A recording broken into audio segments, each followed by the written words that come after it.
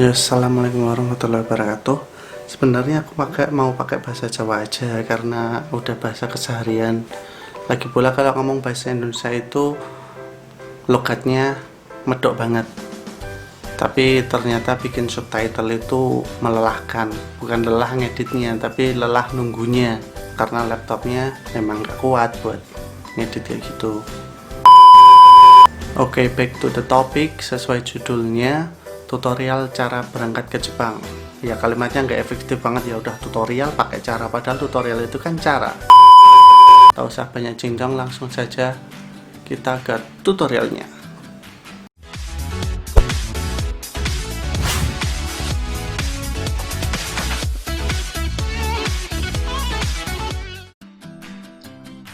Yos, langsung saja tanpa banyak cincang. Tutorial berangkat ke Jepang yang kumaksud di sini bukanlah beli tiket terus berangkat. Kalau itu mah Bayu juga tahu. Tutorial berangkat ke Jepang yang kumaksud di sini yang pertama sebagai pemagang atau dalam bahasa Jepang disebut jishusei. Yang kedua, pelajar asing di Jepang atau dalam bahasa Jepang disebut ryugakusei. Mulai dari jishusei dulu. Tapi sebelum itu kalian harus tahu apa itu jishusei. Jishusei atau dalam bahasa Indonesia adalah pemagang, adalah program magang yang dilakukan oleh pemerintah Jepang yang normalnya dalam kurun waktu 3 tahun. Meski dalam beberapa tahun terakhir ini bisa jadi 5 tahun. Namanya magang, ya meskipun dapat gaji, ya gajinya tidak sebesar orang bekerja. Meskipun jika dirupiahkan juga lumayan, tetapi tetap saja itu untuk biaya hidup di sana itu harus ngirit. Kalau nggak ngirit ya tetap nggak jadi apa-apa. Oke, kembali ke topik. Nah, gimana caranya supaya bisa jadi jishusei? Yang mesti kamu lakukan pertama kali adalah mencari LPK. Bisa lewat IG, FB, dari teman yang sudah di Jepang, dan masih banyak sumber yang lain. Ingat ya, LPK bukan LPKSO. Muncul pertanyaan, apa bedanya LPK non-SO dan LPKSO? Oh iya, hampir lupa. Di sini yang saya jelaskan ada jishusei jalur swasta ya. Oke, balik lagi, apa bedanya LPKSO dan LPK non-SO? Meskipun sama-sama nama luarnya LPK, tapi berbeda. Perbedaan mendasar adalah LPK belum bisa mengirim peserta ke Jepang, sedangkan LPKSO sudah bisa mengirim.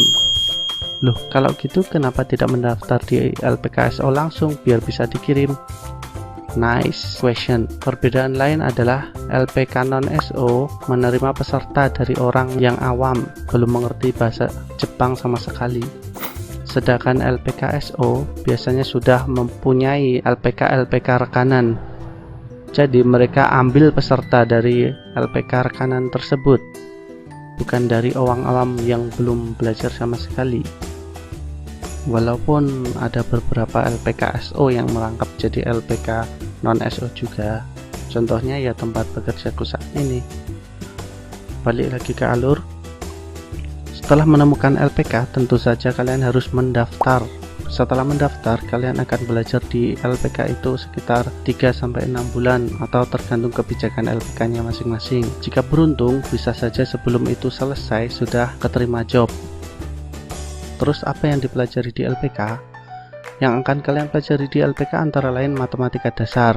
Jadi bukan trigonometri, logaritma, dan sebagainya. Cuma matematika dasar paling tambah kurang bagi. Lalu fisik mental disiplin seperti lari, push up, sit up, dan sebagainya. Dan tentu saja budaya Jepang. Setelah atau mungkin selama kalian belajar di LPK non-SO itu, mungkin LPK SO akan menerima job dari Jepang. Dan jika kalian memenuhi persyaratan dan dirasa sudah siap untuk mengikuti tes, kalian akan mengikuti tes tersebut. Namun sebelum tes job, kalian akan melakukan tes yayasan. Biasanya tes yayasan ini tertulis, tes fisik, dan tes interview dengan pihak LPKSO tersebut. Normalnya 90% peserta lolos dari tes yayasan ini, karena semua hal yang diteskan sudah dipelajari selama di LPK non-SO. Tapi jangan pernah menyepelekan, karena jika kalian menyepelekan dan kamu gagal di tes yayasan, itu memalukan. Oke, lanjut. Setelah tes yayasan lulus, anggap aja lulus ya, kalian akan melakukan tes job. Nah, di sini kalian akan dihadapkan dengan orang Jepang asli, bukan tipu-tipu. Tes job ini bervariasi tergantung orang Jepangnya. Ada yang cuma interview, ada yang harus tes keterampilan dan lain-lain. Interview pun bisa tatap muka langsung atau bisa cuma lewat video call. Mungkin untuk sekarang ini karena sedang corona, mungkin cuma lewat video call. Lanjut, katakanlah kalian lulus atau terpilih. Kalian akan diklat pendidikan latihan sekitar 3-6 bulan sambil pengurusan dokumen kalian seperti izin masuk Jepang, izin tinggal, paspor, visa, dan lain-lain. Yang namanya diklat itu tentu saja lebih susah daripada kalian di LPK non-SO. Jika izin tinggal kalian di Jepang sudah ada, kalian baru deh bisa berangkat ke Jepang. Nah, balik lagi ke kemungkinan buruk. Bagaimana jika tes job gagal atau tidak terpilih? Jawabannya balik lagi ke LPK non-SO. Entah itu meneruskan pelajaran kalian atau jika kalian benar-benar sudah dianggap bisa, kalian bisa bekerja di luar sambil menunggu panggilan tes job lagi. Nah, itulah alur untuk jadi Jishusei. Terus, bagaimana caranya jadi Ryugakusei? Sebelum menjawab itu, sedikit informasi apa itu Ryugakusei. Ryugakusei itu pelajar asing di Jepang. Khusus dari kami, maksudnya LPK tempat saya bekerja. Meskipun mereka pelajar di sana, mereka juga bekerja untuk memenuhi kebutuhan mereka di sana. Jadi bedanya Ryugakusei dan Jishusei adalah Ryugakusei tugas utamanya belajar dengan sampingan bekerja, sedangkan Jishusei tugas utamanya bekerja. Belajarnya terserah suka-suka dia, mau belajar ya syukur, kalau enggak ya memang tujuannya uang kan. Jadi Ryugakusei perlu fisik dan mental lebih. Balik lagi, gimana caranya jadi Ryugakusei? Ryugakusei akan lebih simpel lagi. Belajar di SO yang mengirimkan Ryugakusei, terus akan ada interview dengan pihak sekolah. Jika oke, dokumen diproses. Jika oke juga, bisa segera berangkat. Tapi Ryugakusei butuh biaya ekstra yang jelas, karena mereka intinya belajar. Oke, sudah cukup sekian. Itu saja tutorial cara berangkat ke Jepang.